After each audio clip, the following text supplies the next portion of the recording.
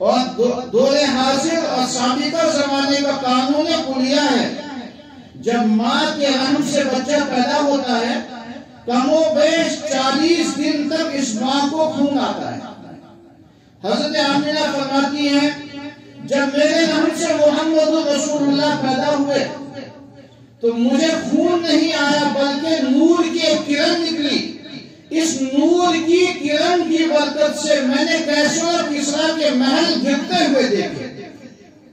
میں اپنی آنکھوں سے نہیں دیکھ رہی تھی بلکہ اس نور کی کرن کی برکت سے میں نے کیسر اور کسریٰ کے محل گرتے ہوئے دیکھے۔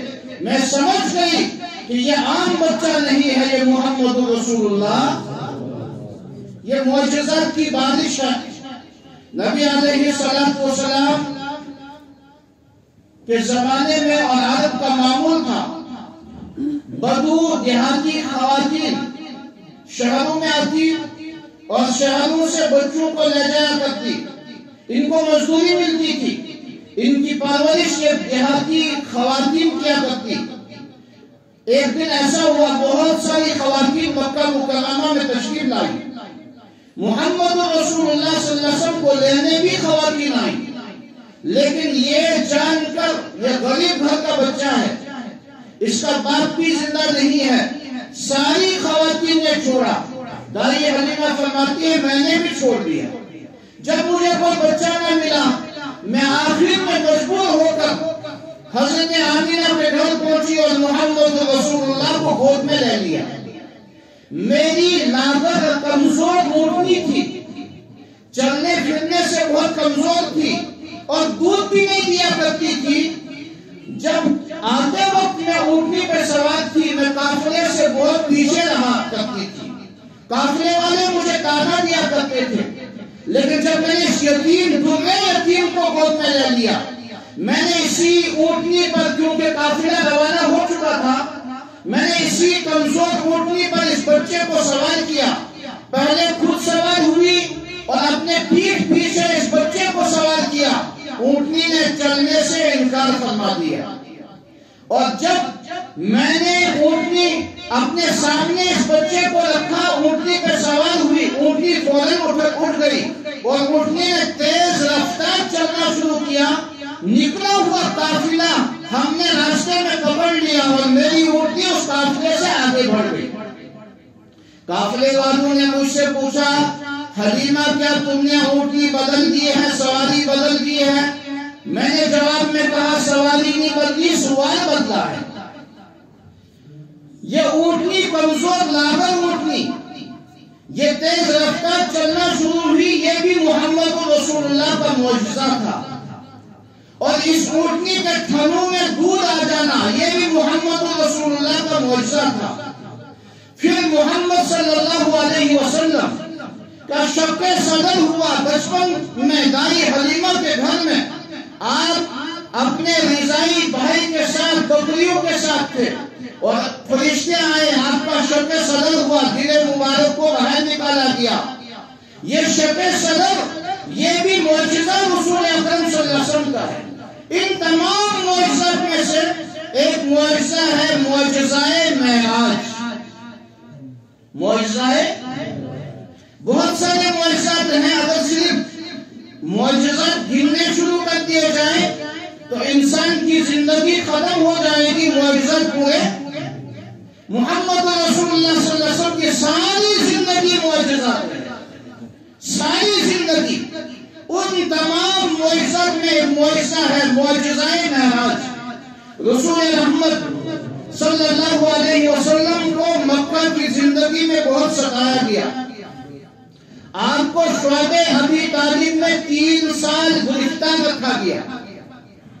آپ کو طائف والوں نے پتھر برسائے، یہ واقعات آپ نے سنے ہیں، دہرانے کی ضرورت۔ طائف والوں کے پاس اس لیے کیے تھے شعبہ ابی طالب سے رہائی کے بعد کہ اب میں طائف چلے جاؤں گا، طائف کے سرداروں سے ملوں گا اور وہ لوگ میری بات مان لیں گے اور میں وہاں سے دین اسلام کی آبیاری شروع کروں گا۔ جب 3 سرداروں سے ملاقات ہوئی وہاں سے ناامیدی ظاہر ہوئی اور اس کے بعد ان سرداروں نے طائف نے آپ کے پیچھے بدماشوں کو لگایا، نوجوانوں کو لگا کر آپ کے جسمانے ناظرین کے پتھر برسانے شروع کیے۔ رسول رحمت صلی اللہ علیہ وسلم کے جسمانے ناظرین خون سے لولہان ہوا۔ قاعدہ کلیہ یہ ہے، جس زمین پر وقت کے نبی کا خون گرے اس زمین کو اللہ وہی زمین سے ہٹا دیتے ہیں، نسمات کر دیتے ہیں۔ یہ قاعدہ کلیہ ہے، اللہ کو نبی کا خون زمین پہ گرنا برداشت نہیں ہوتا۔ جب رسول رحمت صلی اللہ علیہ وسلم کے نالان مبارک خون سے رنگین ہو گئے، آپ کا خون مبارک زمین پہ گرا، فرشتہ حاضر ہوا، السلام علیکم یا رسول اللہ صلی اللہ علیہ وسلم۔ جبرائیل امین علیہ السلام حاضر ہوئے، اللہ نے بھیجا ہے، طائف والوں کا ظلم اور زیادتیاں رب العالمین کو برداشت نہیں ہوئی، آپ کا خون مبارک زمین پہ گرا، یہ ہم کو برداشت نہیں ہوا، میرے ساتھ پہاڑوں کے مالک فرشتے بھی موجود ہیں۔ حاضر ہوئے پہاڑوں کے فرشتے، سلام عرض کیا، السلام علیکم یا رسول اللہ، ہمیں اللہ نے بھیجا ہے، آپ کا خون روئے زمین پہ گرا ہے اور آپ ہمیں اجازت دیجئے، ہم طائف کے دونوں پہاڑوں کو ملا دیں گے اور طائف والوں کو چکی کی طرح پیس لیں گے، ان کو دنیا میں رہنے کا کوئی حق اب باقی نہیں رہا۔ رسول رحمت تاجدار انبیاء محمد عربی صلی اللہ علیہ وسلم نے جواب میں فرمایا، نہ میں تمہیں اجازت نہیں دیتا، میں تو رحمت للعالمین ہوں، مجھ پہ انہوں نے ظلم و زیادتی کی ہے، میں اسے برداشت کر رہا ہوں، انہوں نے طرح طرح کے مظالم ڈھائے ہیں، میں صبر سے ان کا جواب دے رہا ہوں، لیکن میں بددعا کرنے کے دنیا میں نہیں آیا ہوں، میں روئے زمین پہ انسانیت کو دعا دینے آیا ہوں، میں تو رحمت للعالمین ہوں۔ اس لیے جس رب نے آپ کو بھیجا ہے، میں اس رب کی ذات سے امید رکھتا ہوں، اگر ان لوگوں نے مجھے پہچانا نہیں، ان بدماش جوانوں نے مجھے نہیں پہچانا، عنقریب ایسا ایک زمانہ آئے گا، انہی کی نسل میں آنے والے بچے دین اسلام کے پیروکار بنیں گے، انہی کے ذریعے سے دین چار تانے عالم میں پہنچے گا۔ رسول رحمت نے بددعا نہیں فرمائی، واپس مکہ مکرمہ تشریف لائے۔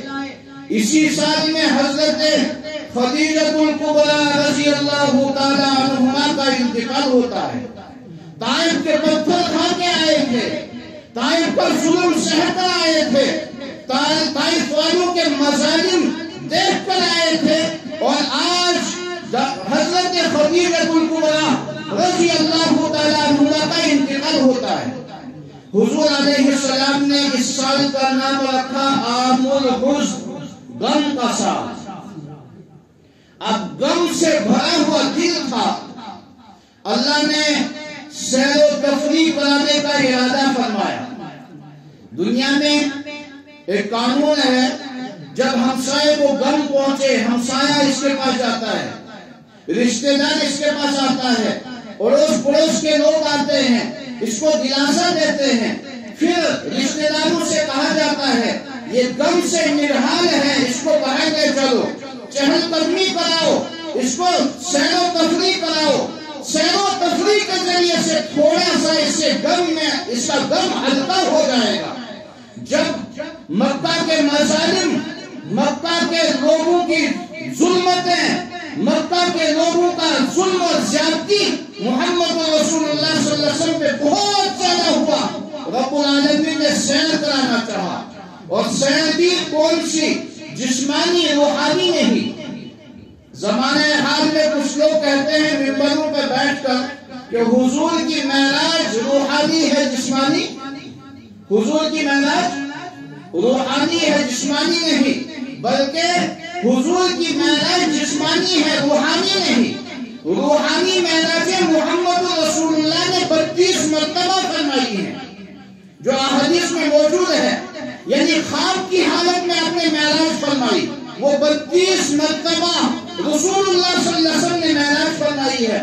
ایک معراج ہے غم کے سال میں جو محمد رسول اللہ صلی اللہ علیہ وسلم کو معراج جسمانی کرائی گئی۔ اللہ نے فرمایا سبحان الذی اسری بعبدہ لیلا من المسجد الی المسجد الاقصی، پاک ہے وہ ذات، اللہ کہہ رہا ہے معراج کرانے والا میں ہوں، سیر و تفریح کرانے والا میں ہوں، میری ذات پاک و منزہ ہے، میری ذات میں ذرہ برابر بھی شک و شبہ کی گنجائش